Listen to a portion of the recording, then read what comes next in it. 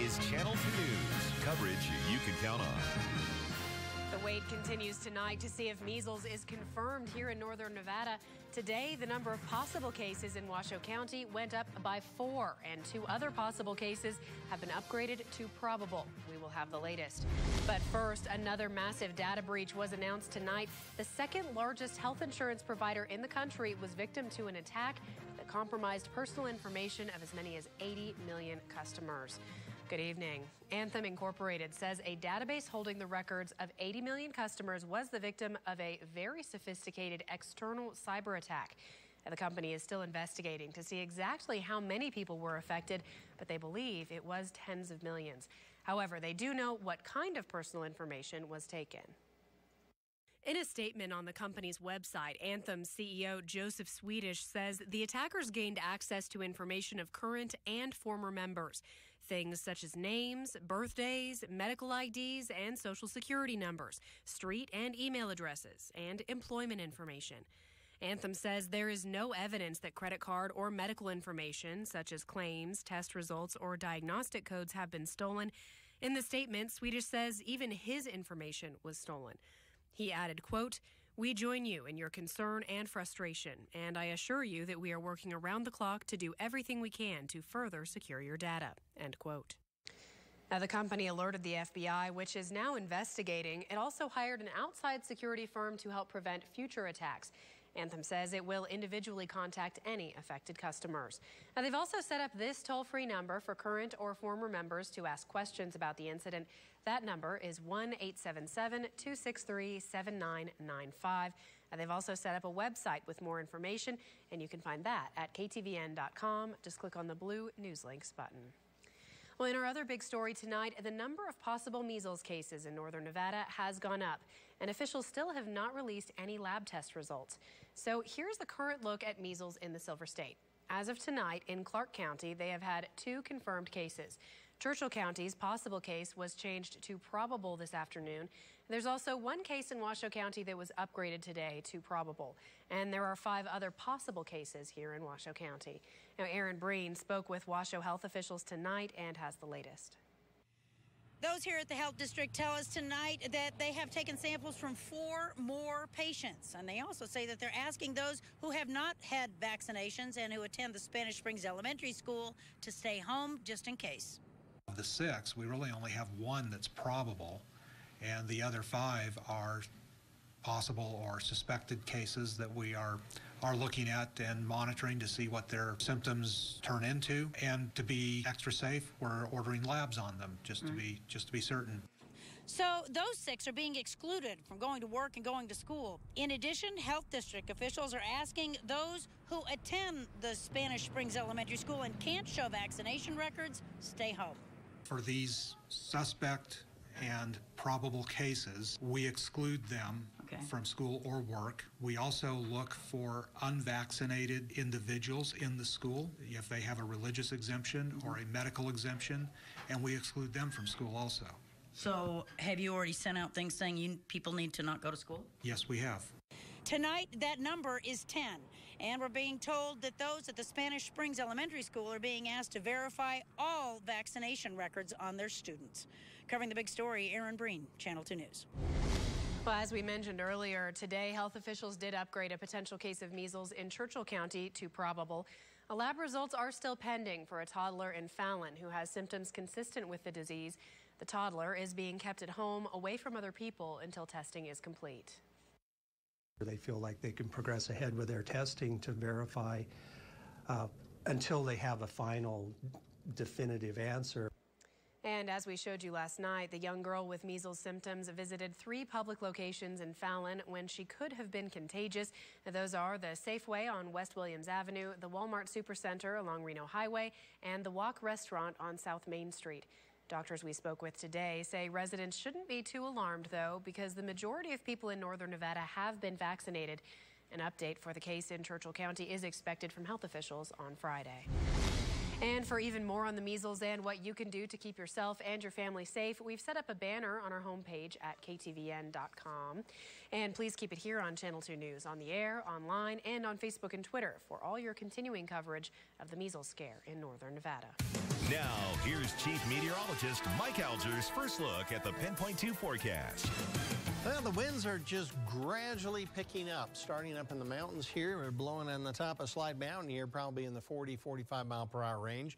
They're likely to get even stronger by tomorrow. This time they could be blowing 70 or 80 miles per hour. And then by Friday, they could be topping on some of the mountaintops here, triple digits. It's a very, very interesting storm system coming in. One that will give us warm and windy conditions in the valley here for sure, and very wet conditions, at least in the mountains. Still some uncertainty how much we're going to get down here because we will be shadowed out. Now, speaking of warm, we're back up in the mid-60s today, just 4 degrees shy of the record high, 65 here. We'd have to hit 69 to tie our record today. By the way, tomorrow's record high is 69, and that is the forecast high temperature. Now, temperatures have not cooled down that much. We're still in the upper 40s here in Reno, likely to stay in the low 40s at the coldest by tomorrow morning. A little cooler up around Lake Tahoe. What we do expect to see happen by tomorrow morning, get the kids ready, not that cold. Like I say, 41 down here, 39 at Lake Tahoe. We'll be looking at temperatures probably somewhere in the upper 60s by tomorrow afternoon.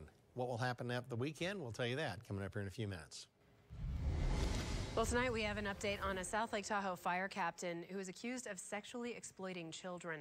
Today, the city of South Lake Tahoe said Mark Wygant resigned from the fire department effective today and is no longer being paid by the city. FBI investigators alleged he had thousands of explicit photos and dozens of videos of children hidden on a flash drive in his fire station and secretly recorded a 12-year-old girl whom he knew while she was showering. Well, after a number of fatal accidents involving pedestrians in the last few months, the Nevada Department of Transportation is asking for more money to make the roads safer. Tragically, pedestrian deaths have been on the rise across the state. In 2009, there were 35 pedestrian deaths. Last year, there were nearly 70.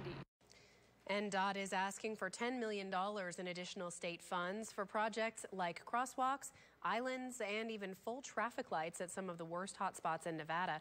That money would be split between Reno and Las Vegas. In Reno, NDOT is looking at changes to part of North Virginia Street, just north of the Bonanza Casino, and to parts of Sun Valley Boulevard as well. NDOT will be presenting its plan to the State Transportation Board for a review on Monday. Well, it is day 3 of the 78th legislative session, and already some controversial bills are being heard.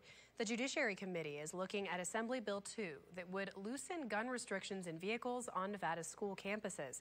If passed, the bill would allow people to have guns or other weapons in their cars, on college campuses, and on the grounds of public and private schools. It stipulates that the vehicle has to be occupied or locked, or the weapon has to be stored in a locked container that's fixed to the vehicle. The fact that a gun may be in a vehicle should not stop the owner of that vehicle from going anywhere in the state. You have a gun in your vehicle and it's easily accessible. I mean, that can create a whole host of problems for our community. Well, having weapons in a car on school grounds is currently a gross misdemeanor in the Silver State. New tonight, the Wolfpack men's basketball team took on San Diego State at Lawlor Events Center. But tonight and most nights this season, the Pack had a hard time filling the stands. Adam Varhochko talked with athletics officials and fans about that today. Adam? Well, Laura, a common thing I've heard from fans tonight is that Reno is a fair weather city, meaning people only come out to watch if the Wolfpack's winning. As seasons go, you're going to see fluctuations in attendance based on, a variety of factors, performance on the court, other events going on in town, economy, whatever it may be. The Wolfpack faithful come out continuously for the whole game day experience with the cheerleaders and the band. For all the different things we do inside the house just to provide a good family-friendly, entertainment. Students also told me it's a way to escape for the night. The stressful amount of work you're doing in school or maybe some social issues, and it's just easy to just fall in love with the game and just do something else for once, Many Wolfpack fans told me they're disappointed with the fan attendance in recent years, especially with everything that the game day experience offers. It's sad to see that the community doesn't come out and support the team anyways, but I understand why, because they're not winning and people come out to see people win. Students will try, but at the same time, how long, does it turn off wins is necessary. But athletic officials say the team's been playing in some close ball games.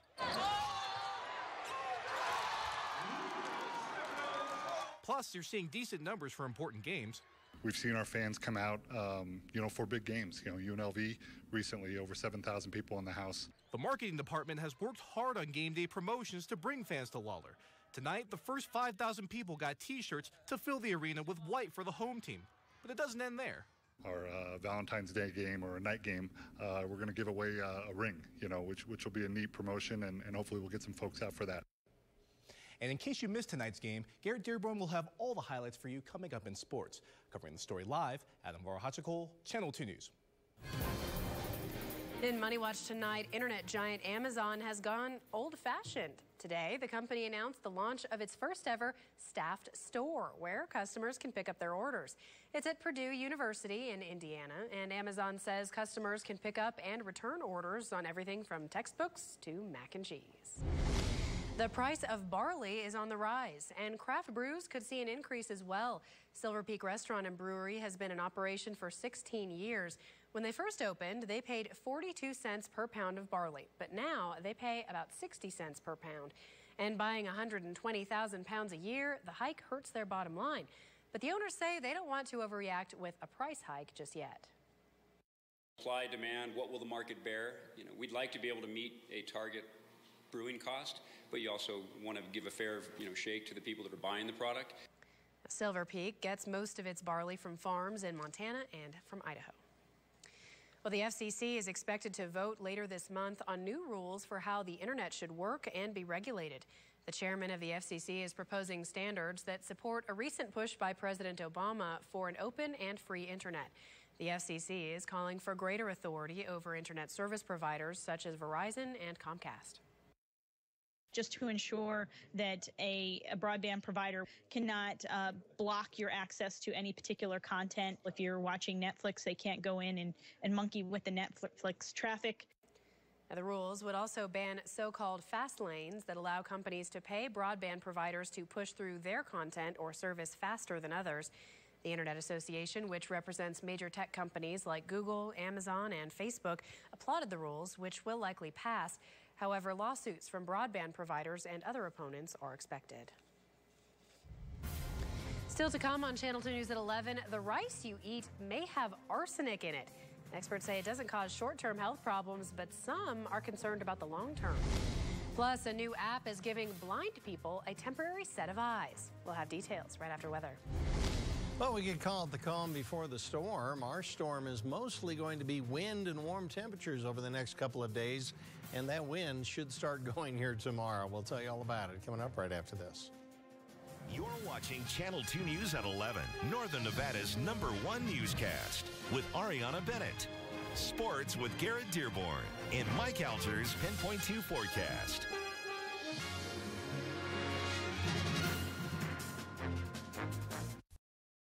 Channel 2 News continues with Chief Meteorologist Mike Alger's Pinpoint 2 forecast, broadcast certified by the American Meteorological Society.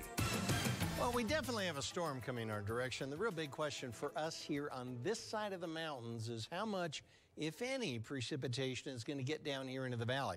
Mountains almost for sure are going to be seeing some. Today, all we really saw were some of the high clouds way out ahead of the frontal band, and that front itself is not going to move very quickly. Now, that's a good thing from a precipitation standpoint, because when it does arrive, it's going to stick around for a while, and probably Friday afternoon up in the mountains and Friday night into early Saturday for us is our best shot at getting some much needed rain. It is a warm storm as well. We're still at 48 degrees right now out ahead of it, and it's not going to cool down that much here over the next couple of days. In fact, if anything, it'll be a little warmer tomorrow. 34% humidity, still dry, dew point down in the lower 20s. Barometric pressure isn't moving much. Our winds have died down now out of the south about 7 miles per hour. High of 65 today, a low of 36 degrees. At 65, 17 degrees above the average here. 36 was also well above the norm. Both of those are going to be warmer. We're not going to be very cool here tonight. And that 65, like I say, is probably going to go up near, if not exceeding, the record high of 69 tomorrow. Air quality is in the good range, and the burn code is green. All right, now looking around the area, everything under this area here, in particular, like the Reno area, for instance, we have a wind advisory in effect that starts tomorrow at 10, goes till tomorrow night at 10 p.m. Now, there's also a high wind watch for Friday. That will in all likelihood either be upgraded to a warning or downgraded again to another wind advisory, but it is going to be a windy couple of days. Lake Tahoe area, the lake wind advisory is also in effect for those same hours tomorrow, and everything under that darker brown color is that high wind watch for Friday. A lot of cloud cover right now, but that's really all we're seeing. Precipitation still well offshore. You can see out there we do have that low that is going to start to move on by tomorrow afternoon. Northwest California, it's going to stall out there. Fairly heavy rain beginning then, and then as we go into Friday, that's when the band drops down a little bit. Now, we do get a lot of shadowing along the top of the mountains here. There will probably be some spillover for us, at least a decent chance of it, late Friday night into Saturday. Winds are going to be high, though, throughout. Temperature-wise, tomorrow, 60s and 70s in most of the valley locations of the south. Northern part of the state, a few low 70s over here with upper 60s to mid-60s elsewhere in the north. 69 for our high tomorrow. That would tie the record. 41 for our low. Temperatures running significantly cooler than that up at Lake Tahoe, but everybody above average, certainly.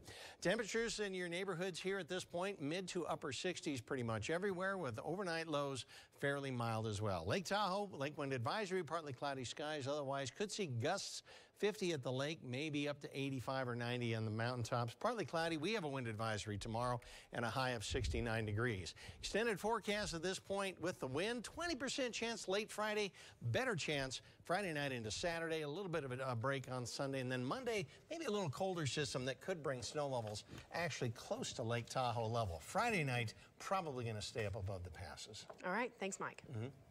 Coming up, a new cell phone app lets blind people borrow a pair of eyes whenever they need them, and it's all for free. We'll show you how it works next. Welcome back. An estimated 285 million people around the world are blind or visually impaired, according to the World Health Organization. Now, for some, everyday tasks can be very difficult, but a new tech idea is now bringing help right into the palms of their hands. Begad Shaban is in Reseda, California to explain how it works. 45-year-old Julian Vargas can find his way just about anywhere. He's been blind most of his life and enjoys being independent, but says there are moments when he and others who are visually impaired need help. When we're trying to get some information or detail that's only available visually, we'll joke around and say, God, if I only had a pair of eyes I could borrow right now. A new free app for smartphones called Be My Eyes aims to solve that problem. How can I help you today? I'm not as familiar with the aisles here, so I was thinking that maybe you could be my eyes. The app uses a phone's camera and microphone to get the blind instantly connected to sighted volunteers like Elvira Medina. If you go a little bit more to your left. This one here? That one, you got it. Since the app launched last month, Medina has helped blind users locate medicine, figure out expiration dates, and even shop for their favorite orange juice. That one has no pulp. Okay, that's what I want. Okay, perfect. This app is actually something that is helping people, and in such a small scale, but means so much. More than 115,000 volunteers have signed up to help the roughly 10,000 blind who've enrolled so far. What are these volunteers giving you? They're giving us sometimes what we need the most at that given second, a pair of eyes. The service is available in 80 languages. Vargas says it's making an impact. You don't have to see to believe. Begad Shaban, Channel 2 News. Coming up next, the FDA is looking at possible long-term side effects of eating rice. We'll have the details. In Health Watch tonight, in recent years, there's been concern about arsenic in rice and the health problems it can cause. Lauren Lister takes a closer look. So why don't you help me and start putting some in? Cauliflower rice is being served at the Daniels house tonight. It's trying to look like rice. Mom Aubrey says she has concerns about what's in traditional rice. I stopped eating rice probably about 2 to 3 years ago, on a very consistent basis, because I'd heard about the arsenic. Arsenic is a carcinogen found in soil, and rice can absorb higher levels, especially brown rice. The FDA has been monitoring levels for decades and says the arsenic found in products is too low to cause short-term problems.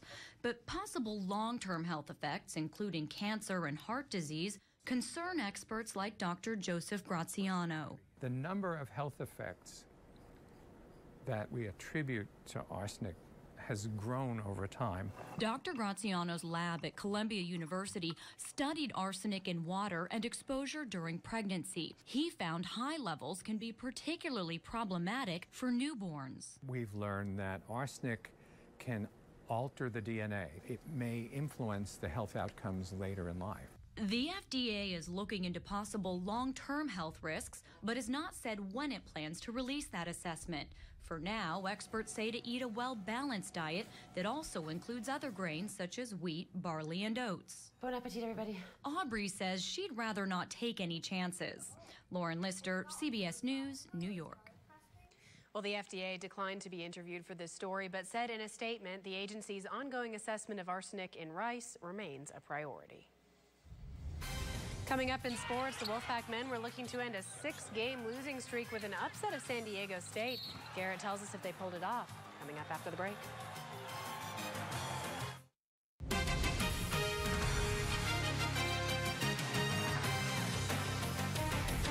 Welcome back. Garrett Dearborn in now with some Wolfpack basketball. Indeed, Ari. Yeah, the Wolfpack men were hoping to end a 6-game skid with an upset of conference co-leader San Diego State. And you know what? They came this close. Nevada looked pretty good tonight. Late first, down 2, DJ Fenner the steal, and he takes it the other way. Fenner would finish with 8 points, 3 steals. It was tied up at 24s.